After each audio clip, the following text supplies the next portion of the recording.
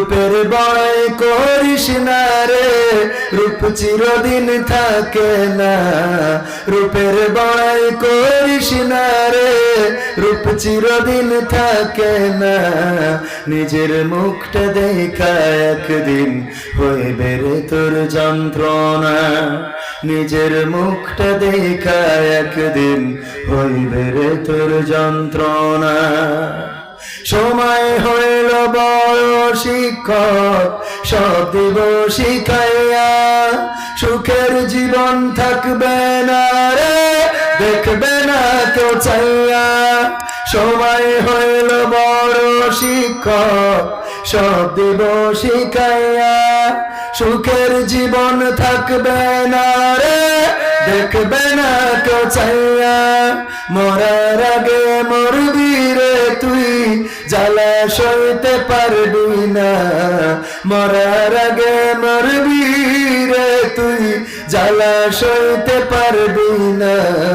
নিজের মুখটা দেখা একদিন হইবে রে তোর যন্ত্রণা।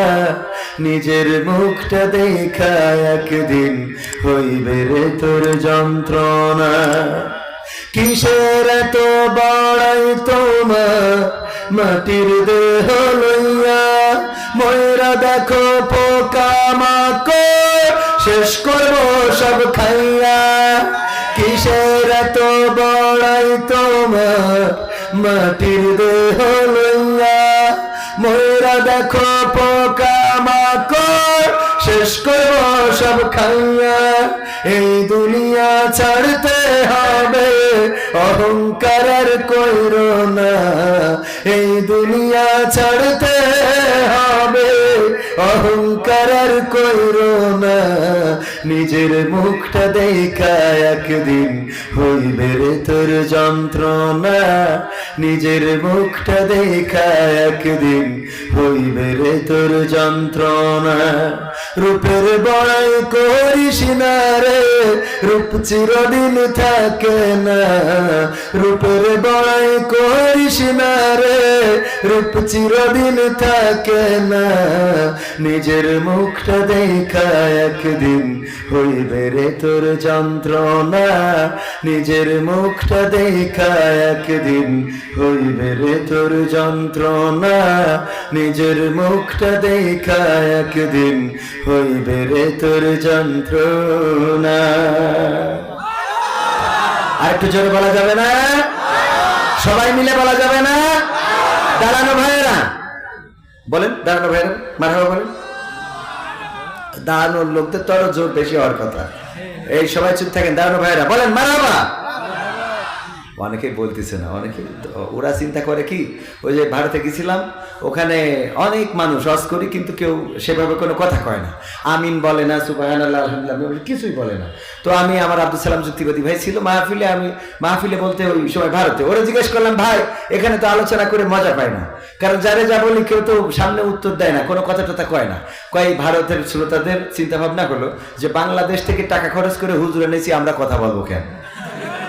তো এরকম অনেকেই এই চিন্তা করে যে টাকা খরচ করে যেহেতু হুজুর এনেছি সভাপতি সাহেব, আমরা কথা বলবো কেন? এরকম চিন্তা করে আছেন নাকি কেউ? মাঝে মাঝে কি একটু আওয়াজ দেওয়া যাবে?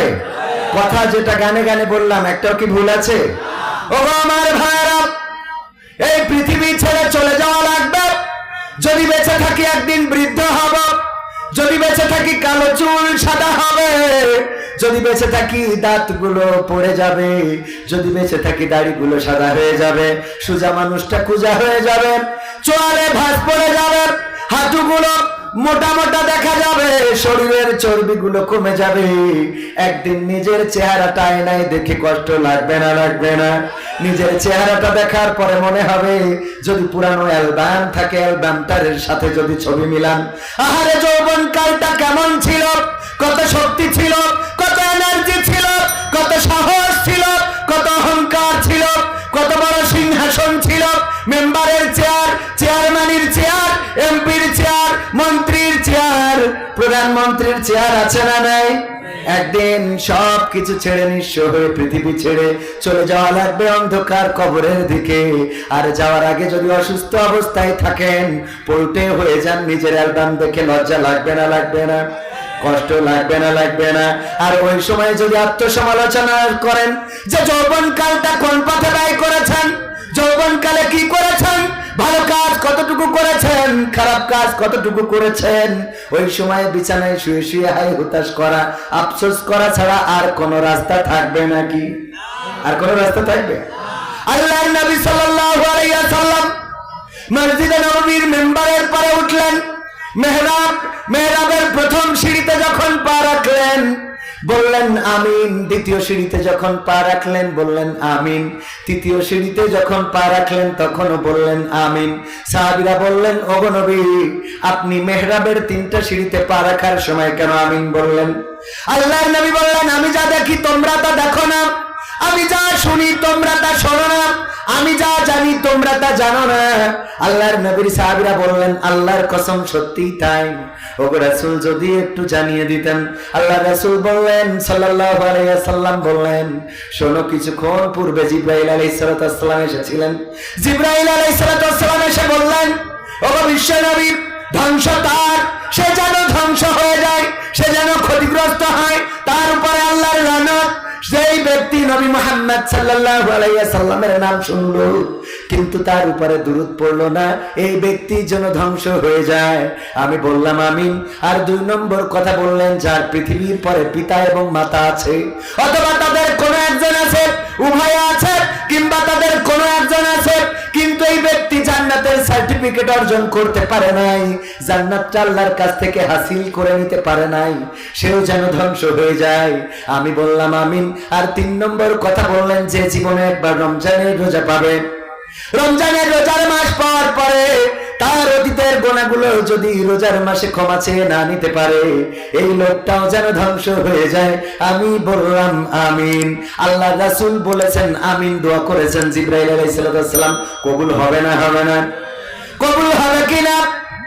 কথা কয় না। আল্লাহ রাসূলের দোয়া কবুল হয় না, হয় না? আবু হুরায়রা এসে কান্না করছেন, ওগো রাসূল, কান্না করছেন আল্লাহ রাসূলের দরবারে এসে। আল্লাহর নবী বললেন কেন কাঁদো?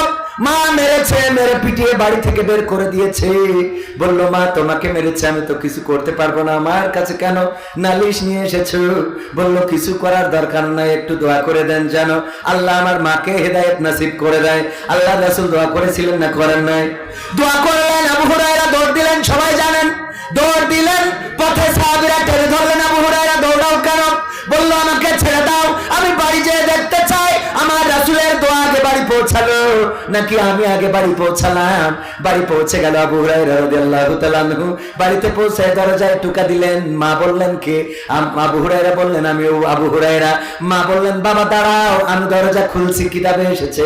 আবু হুরায়রা বলেন মায়ের ওই কণ্ঠ শুনে বুঝতে পারলাম আমার মায়ের মধ্যে আল্লাহ রাব্বুল আলামিন কণ্ঠের মধ্যে নূর ঢেলে দিয়েছেন, সুতরাং আমি বাড়ি পৌঁছানোর আগে আল্লাহ রাসূলের দোয়া আমার বাড়িতে পৌঁছে গেছে। বলেন সুবহানাল্লাহ। আল্লাহ রাসূল দোয়ায় আমিন বলেছেন, কবুল হবে না, হবে না? কবুল হবে। সুতরাং আমাদের সামনে রমজান মাস, আমি পবিত্র কোরআনের 2 নম্বর সূরা সূরা বাকারার 183 নম্বর আয়াত তেলাওয়াত করেছি, যে আয়াতটা আপনারা জানেন। ওই আয়াতটা নিয়ে একটু কথা বলতে চাই, শুনতে রাজি আছেন কিনা? শুনতে রাজি আছেন? আজকের এই মাহফিলটা হতে পারে আমার আপনার নাজাতের ওসিলা, আবার এটা হতে পারে কারো জাহান্নামের কারণ। কেন জাহান্নামের কারণ? পরকালের ময়দানে তো আল্লাহ রাব্বুল আলামিন আমলনামার খাতাটা হাতে ধরিয়ে দিবেন। ইকরা কিতাবাকা কাফা বিনাফসিকাল ইয়াউমা আলাইকা হাসিবা। পড়ো তোমার কিতাব, তুমি পড়ে তোমার হিসাব করে দাও। ওই দিন যখন আমলনামার পৃষ্ঠাটা উল্টাবেন, সমস্ত খারাপ কাজগুলো থাকবে না, থাকবে না? ভালো কাজগুলো থাকবে না, থাকবে না? এই মাহফিলে এসে যারা ফাঁকি দিয়ে চলে যাবেন, যদি মাহফিলটা যখন আসবে, আসার পরে দেখাবেন আল্লাহ দেখো তোমার মাহফিলে ছিলাম, আল্লাহ কবে শেষের দিকে নেই কেন? আল্লাহ যদি বলে শেষের দিকে নাই কেন? আল্লাহ তো বলতেই পারে। আল্লাহ